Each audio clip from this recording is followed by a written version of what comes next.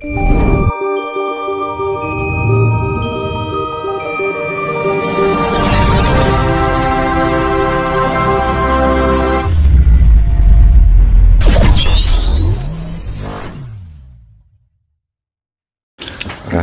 Pak Web.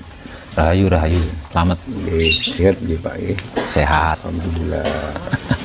Pak, ini ada salah satu pertanyaan Pak. Ini yang mungkin saya juga penasaran. Siapa sih sejatinya sosok Semar? Soalnya begini Pak Web, akhir-akhir ini kan banyak orang itu yang mengaku muridnya Eyang Semar. Nah, terus dia langsung tulisannya Eyang Semar. Nah, terus bahwa dia itu mendapat ilmu warisan dari Eyang Semar sendiri itu. Ya mungkin Pak Web ini yang lebih pas untuk menjawab secara detail tentang sosok Semar yang sebenarnya. Monggo Pak Web dijelaskan secara detail. Iya. Wah, saya merinding lek ditakoni babakan Semar.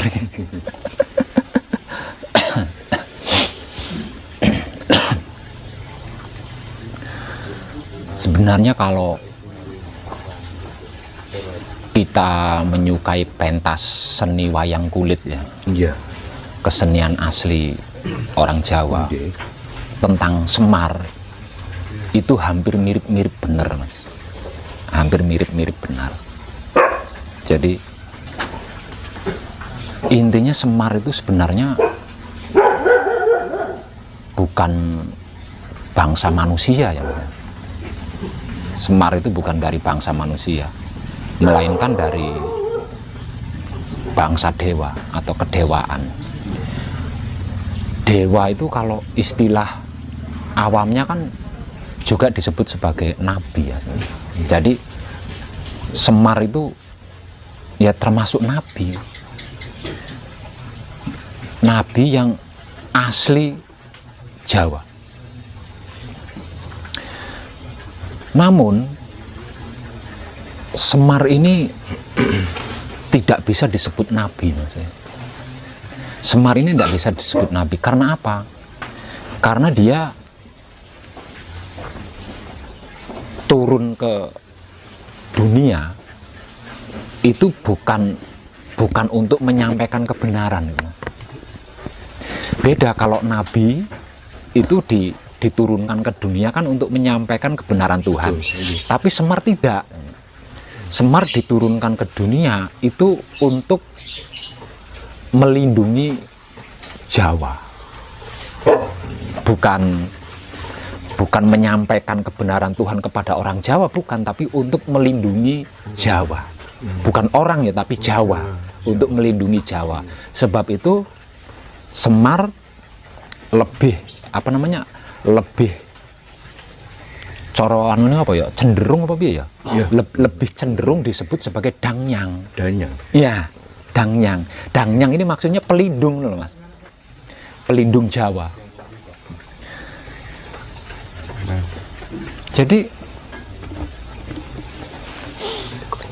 rumit sekali kita mengungkap Semar itu Mas, rumit. Karena apa? Karena disebut manusia dia manusia, disebut dewa dia dewa, disebut bangsa jin juga dia bisa disebut bangsa jin. Karena apa? Karena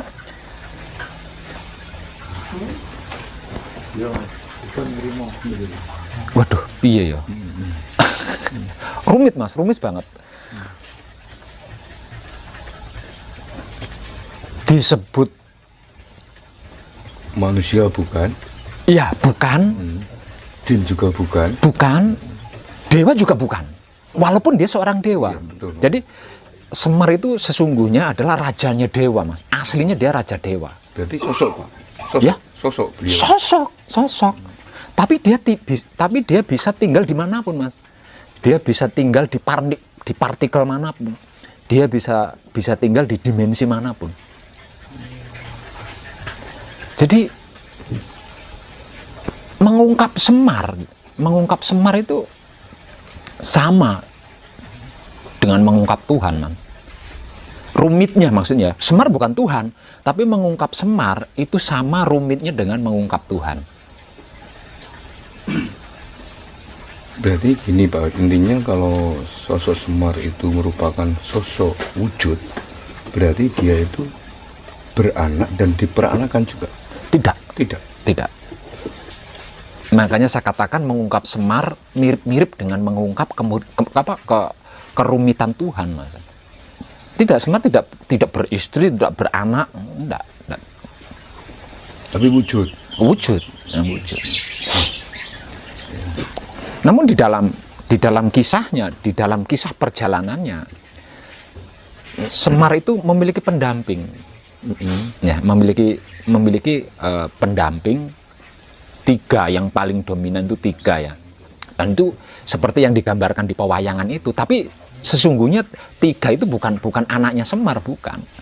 Salah satu contoh, salah satunya ada yang tercipta dari ayang-ayangnya Semar itu sendiri. Salah satunya seperti itu. Saya tidak punya keberanian untuk mengungkap detailnya Semar.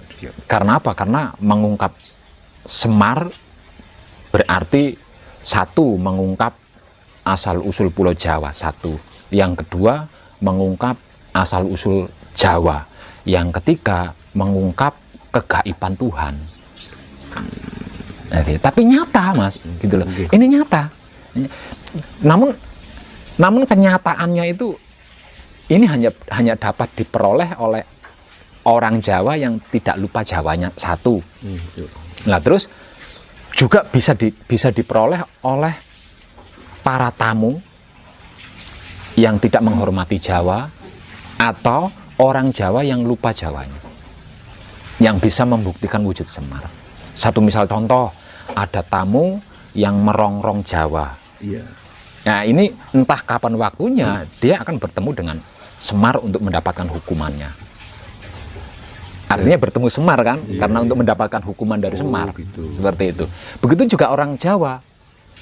Orang Jawa yang lupa dengan Jawanya, suatu saat dia kan akan mengalami kecelakaan, entah dalam bentuk apapun itu. Nah, ketika dia mengalami kecelakaan, karena yang menciptakan kecelakaan itu kan Semar, artinya dia bisa bertemu dengan Semar. Ahli tapa sekalipun belum tentu bisa bertemu dengan Semar. Gitu. Ahli tapa sekalipun belum tentu bertemu dengan Semar. Nah, Semar ini, Mas,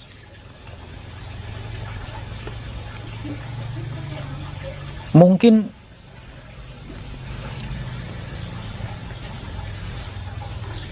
satu zaman dengan Nabi Sis, sejarah Nabi Sis, satu zaman Semar itu. Terus gini Pak Web, akhir-akhir ini kan banyak orang itu yang mengaku dia itu titisannya Semar juga, terus muridnya Semar, dapat ilmu warisan dari yang Semar, cucunya Semar, pokoknya banyak lagi lah yang mereka itu sebenarnya. Menurut pandangan Pak Web itu bagaimana Pak? Apa hanya seperti halusinasi apa gimana Pak? Tolong diluruskan Pak Web. Kalau menurut saya sih gini ya, apa namanya, mungkin itu sebuah pencapaian spiritual, Mas. Itu sebuah pencapaian spiritual. Mungkin yang mereka maksud itu adalah apa namanya, keadaan yang seperti Semar mungkin. Jadi bukan mendapat warisan dari Semar, mendapat warisan ilmu dari Semar atau titisan Semar, itu bukan. Jadi Semar itu kan dia menguasai seluruh partikel ya, partikel, seluruh dimensi, terutama tentang dimensi-dimensi spiritual. Nah, spiritual itu kan memiliki beberapa tahapan dimensi, Mas. Nah, ini bergantung dari pencapaian si pelaku spiritual itu. Lah, kalau spiritualnya itu benar-benar murni, bisa berhadapan dengan Semar di setiap dimensinya. Tapi dengan apa namanya, katakanlah dengan energi yang berbeda-beda gitu. Dengan energi yang berbeda-beda. Terus ini Pak Beb, sejatinya ilmu Semar itu ada apa enggak Pak? Ada. Ada. Ya, ada. Dan itulah yang disebut-sebut sebagai ilmu kadewatan. Ya, ilmu kadewatan berarti ilmunya Sang Hyang Semar atau Semar. Nah, Semar itu Iya. sendiri memiliki beberapa julukan, Mas. Ada yang sebagai Sang Hyang Ismoyo, ada yang sebagai Sang Hyang Ismoyo Jati, ada yang sebagai Sang Hyang Ismoyo, ada yang sebagai Ismoyo, ada yang sebagai Sang Hyang Semar, ada yang sebagai Semar. Nah, ini ranahnya beda-beda.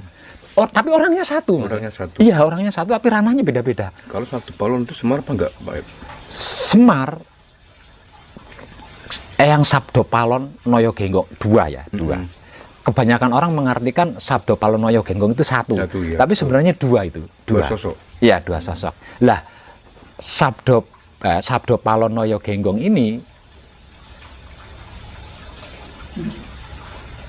antara Bagong karo Gareng, antara Bagong sama Gareng. Kalau digambarkan di dalam pewayangan, bukan Semar, beda. Soalnya gini, Bapak, bentar, Bapak, ya. Soalnya kan ada orang yang juga mengatakan bahwa sosok Semar sama Eyang Sabdo Palon itu kan satu sosok. Tapi menurut Bapak kan beda. Tidak, beda. Jadi kalau di dalam pewayangan, Gareng karo Bagong kan anaknya Semar, itu di pewayangan. Tapi sesungguhnya Bagong sama Gareng itu bukan anaknya Semar, bukan.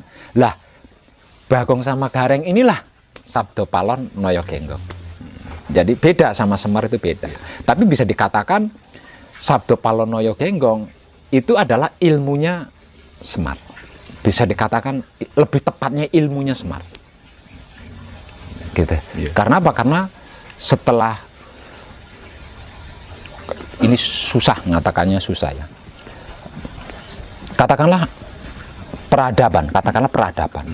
Nah, setelah peradaban Semar ini selesai, Semar kan menjadi tidak kasat mata. Tadinya kasat mata.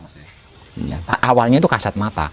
Nah, setelah peradabannya selesai, maka dia menjadi tidak kasat mata. Nah, setelah dia tidak menjadi kasat mata ini, maka dia menurunkan Sabdo Palon Noyo Genggong ini tadi.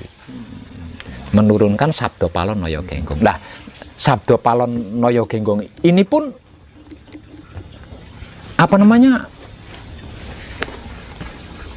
masa kehidupannya itu sangat panjang, Mas. Terus ini, Pak Web, tadi kan sosok Semar itu kan bahkan pertapa pun kan tidak bisa melihat. Kalau yang Noyo Genggong, Sabdo Palon Noyo Genggong itu apakah bisa dilihat, Pak? Juga tidak bisa. Juga tidak bisa. Ya, Meskipun orang yang mempunyai spiritual tinggi juga tidak bisa. tidak bisa. Mungkin suara bisa. Suara bisa. Ya, suara bisa.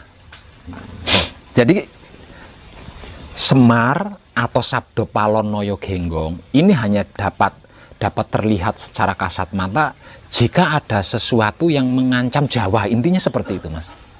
Intinya seperti itu. Walaupun katakanlah saya seorang spiritual baik ya, tidak punya tujuan neko-neko. Saya ingin bertemu dengan Semar atau ingin bertemu dengan Sabdo Palon Noyo Genggong, tetap tidak bisa, Mas. Tidak bisa. Tidak bisa. Kecuali kalau saya punya maksud jahat. Itu baru bisa. Meskipun dalam mimpi atau dalam semedi nggak bisa, Pak? Tetap tidak bisa. Tetap tidak bisa. Kecuali kalau seseorang itu menjalankan ilmu kadewatan. Gitu. Kalau seseorang itu menjalankan atau melakukan ilmu kadewatan, berarti kan satu ranah dengan Semar. Betul. Satu ranah dengan Sabdo Palon Noyo Genggong. Nah, bisa. Bisa. Kalau beda ranah enggak bisa. Uniknya kan yang ngono. Lah, rahasia Jawa itu ada di situ, Mas. Gitu loh. Tapi suatu saat akan terungkap, Mas ya. Pasti, Pak, ya? Iya, pasti. Akan terungkap. Jadi rahasia Jawa itu ada di Semar atau Sabdo Palon Noyo Genggong. Adanya di situ. kalau dalam istilah Jawanya wadi. Wadine wong Jawa kuwi ana ning Semar karo Sabdapala Naya Genggong. Adanya di situ. Setara itu Mas, setara hanya beda. Corang beda apa? Beda tuh dikatakan tugas juga bukan ya. Jadi kalau Semar itu kan yang dipayungi, katakanlah yang dilindungi gitu. Yang dilindungi kan Pulau Jawa dengan orang Jawa. Ini tanpa kecuali, tidak peduli itu raja atau bukan. Itu Semar. Nah, kalau Sabdapala Naya Genggong itu hanya melindungi raja-raja. Bedanin kono tok. Tapi sama-sama bukan wujud Pak ya, antara Semar sama Sabdapala. Wujud semua, wujud semua. Lah, apa namanya, akhir perwujudan Sabdapala Naya Genggong kan Brawijaya V itu bersama runtuhnya Mojopahit itu Mas. Nah, sejak itu apa namanya, Sabdapala Naya Genggong kan mukso, jadi ndak kasat mata kan. Artinya sebelum Majapahit runtuh, Sabdapala Naya Genggong kan nyoto wujud. Karena apa? Karena dia ngomong raja-raja itu tadi, raja-raja, seluruh raja-raja Jawa itu yang ngomong Sabdapala Naya Genggong. Dari sini aja kita sudah bisa mengambil kesimpulan seperti apa kesaktiannya Mas. Lah, NKRI pada waktu itu memiliki berapa kerajaan? Hampir tiap provinsi pulau ada kerajaan. Artinya di mana ada raja, di situ ada Sabdapala Naya Genggong. Kayak wonge tetep kuwi.